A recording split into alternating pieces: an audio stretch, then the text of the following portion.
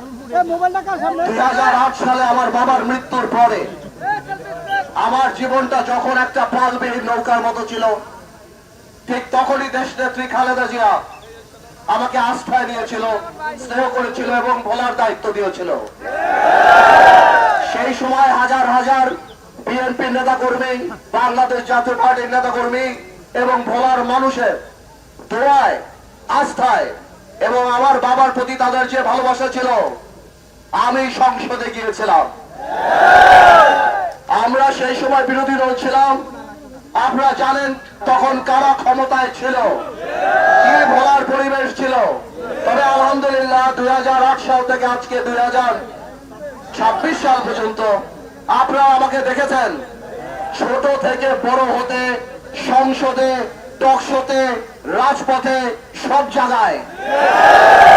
আলহামদুলিল্লাহ এমন একটা সময় ছিল যখন আমি শেখ হাসিনার চোখে চোখ রেখে কথা বলতাম, বাংলাদেশে অনেকেই সাহস করতো না। এই বাংলাদেশে দরবেশকে দরবেশ আলহামদুলিল্লাহ আমি বানিয়েছিলাম। এই লোটাস কানাল থেকে আরম্ভ করে বিদ্যুতের যত চুরি, বাংলাদেশে আওয়ামী লীগ সরকার একটা ফেসিস ছিল, সেটা আমি আপনাদের দোয়ায়, আপনাদের ভোলার পার্থ বাংলাদেশে এটা মানুষের মুখে মুখে দিয়ে দিয়েছে। ইনশাআল্লাহ এইবার বাংলাদেশ জাতীয়তাবাদী দল বিএনপি, যা এখন তারেক রহমানের নেতৃত্বে আমাকে আস্থার সাথে, ওনার আস্থায় আবার আমাকে দায়িত্ব দিয়েছে এই ভোলা সদরের মানুষের পাশে দাঁড়ানোর জন্য। তবে আমি একটা কথা বলতে চাই, আর মারামারি রাজনীতি না, আর ওই স্লোগান না, ভোলার মাটি পার্থ ভাইয়ের ঘাঁটি, ভোলার মাটি ভোলাবাসীর ঘাঁটি। আমরা কোনো মারামারি, সকল ভেদাভেদ ভুলে আমি একটা জিনিসে আহ্বান করব, আসুন আমরা ভোলাটাকে করি।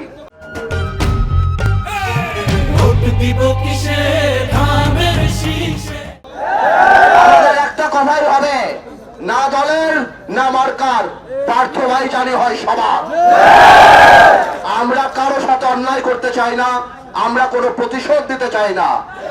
আমরা সবাইকে সাথে নিয়ে একটা সুন্দর, মানবিক, শান্তিপূর্ণ ভোলা করতে চাই, যেখানে চাঁদাবাজি হবে না, যেখানে লুট হবে না, যেখানে টেন্ডারবাজি হবে না, যেখানে সালিশ খেয়ে পয়সা খাওয়া হবে না। আমি আপনাদেরকে একটা কথা বলি, আমি ভোলাকে সিঙ্গাপুর বানাতে হয়তো পারবো না, তবে ইনশাল্লাহ আমার কোন আত্মীয় স্বজন নাই যারা টেন্ডারবাজি করে।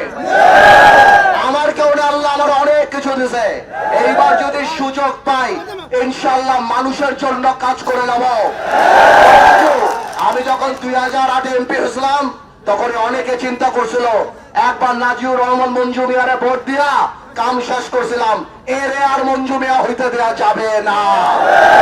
কিন্তু আল্লাহর কি বিচার দেখেন, ইনশাআল্লাহ আল্লাহ এমন একটা সময় দিয়ে আসছে, এই কারণে এটা আমাদের দায়িত্ব এখন সকল হিংসা বিদ্বেষ ভুলে যে সবাইকে নিয়ে আমরা নতুন করে ভোলা করব। আমি আমার আগামী নির্বাচনে ভোলাকে বা জাতীয় সংসদে প্রতিনিধিত্ব করার মতো, তাহলে আমাকে বলেন, আমি যে সেই ভোটটাকে দিব।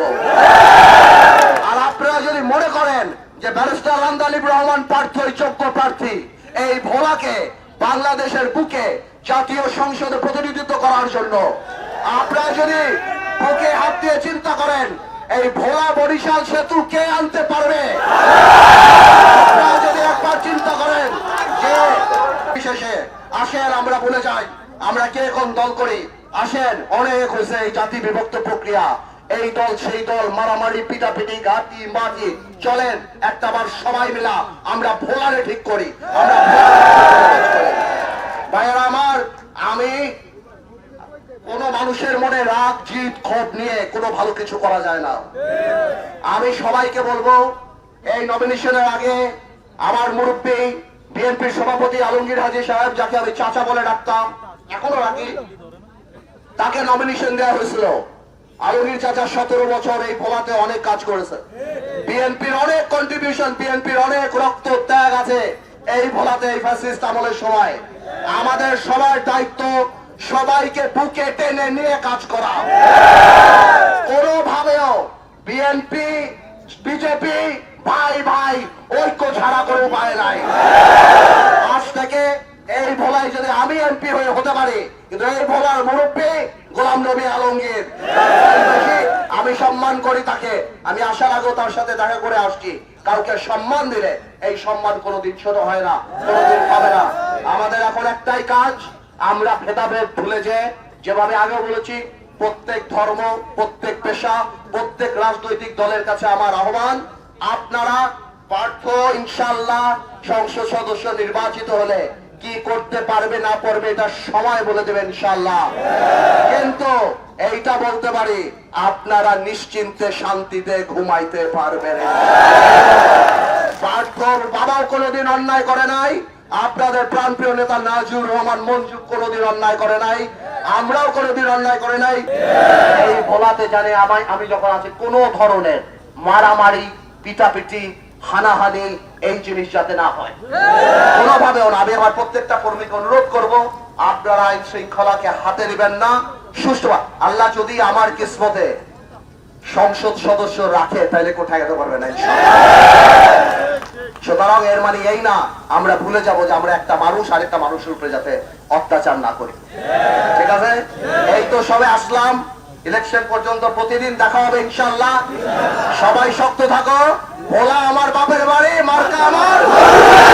আলহামদুলিল্লাহ, সবাই ভালো থাকো।